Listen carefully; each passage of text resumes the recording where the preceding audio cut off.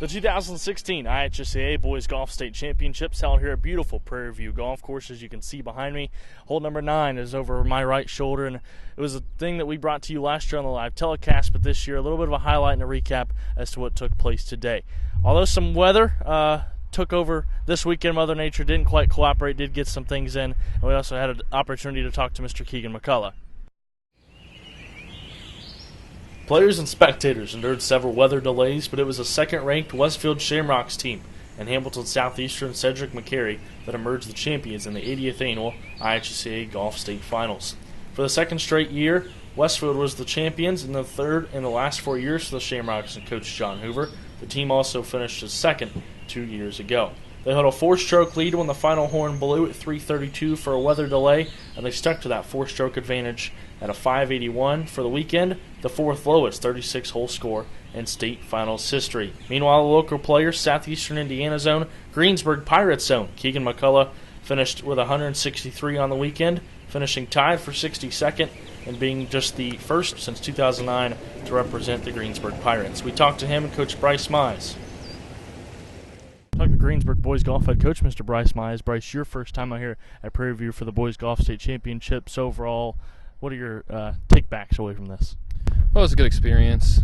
Really proud of Keegan for making it here, making it this far. It's been a goal of his since his freshman year.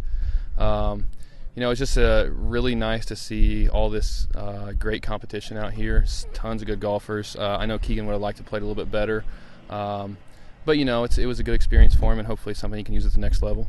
And certainly this is something hopefully you can use as a coach as well, being out here with the best in the state. Sure. You kind of get to see some of those coaches that everybody in the state of Indiana knows, some of those really good, well-known coaches that have really good programs, and maybe kind of pick their brains a little bit on what they do and hopefully help you build your program up a little bit. I know we got some younger guys coming up through the ranks at Greensburg, and hopefully if they stick with it, could maybe possibly make it here someday.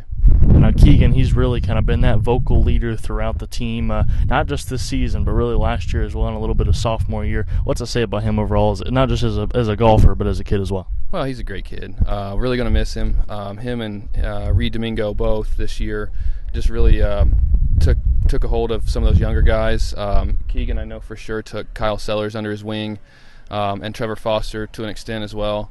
Just try to teach him a little bit about the game of golf.